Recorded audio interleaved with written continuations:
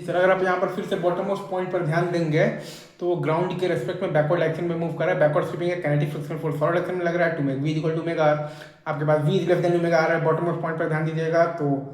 वो ग्राउंड के रेस्पेक्ट में बैकवर्ड डायरेक्शन में मूव कर रहा है, तो बैकवर्ड स्वीपिंग है तो kinetic frictional force forward direction में लगेगा, to make v equal to omega r. अब आप देखिएगा तो काइनेटिक फ्रिक्शनल फोर्स जो है वो आपका पॉइंट पी से पास कर रहा है, तो काइनेटिक फ्रिक्शनल फोर्स का टॉर्क आप देखिएगा तो पॉइंट पी के अबाउट जीरो है, मतलब कि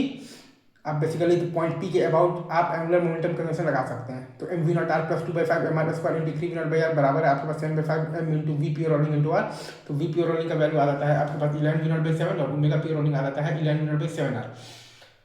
तो जैसे कि मैंने आपको बताया कि v is less than omega r है, तो आप बॉटमोस्ट पॉइंट पर ध्यान देंगे ना सर, तो ग्राउंड के रेस्पेक्ट में बैकवर्ड डायरेक्शन में मूव कर रहा है, मतलब कि बैकवर्ड स्वीपिंग है तो kinetic frictional force forward direction में लगेगा, तो v at any time t आ जाएगा आपके पास v naught plus mu g T,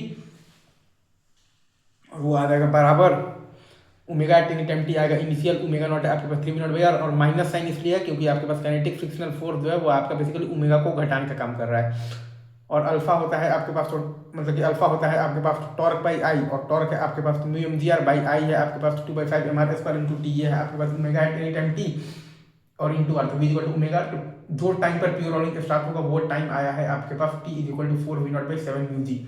जिस टाइम पर प्योर रोलिंग स्टार्ट होगा वो टाइम आया है आपके पास t is equal to 4 v naught by 7 mu g. तो वी प्योर रोलिंग आया है आपके पास 11 वी नॉट बाई 7 और ओमेगा प्योर रोलिंग आया है आपके पास 11 into v naught by 7 are.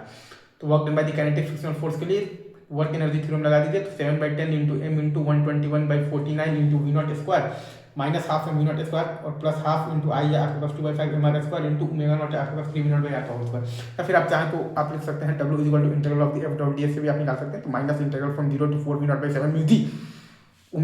अच्छा, और आपके पास यहाँ पर omega r minus b into d t से स्लिपिंग हो रहा है, तो 3 v naught by r minus 5 mu m g r t by 2 m r square into r minus आ जाएगा आपके पास वी नॉट और प्लस म्यू जी टी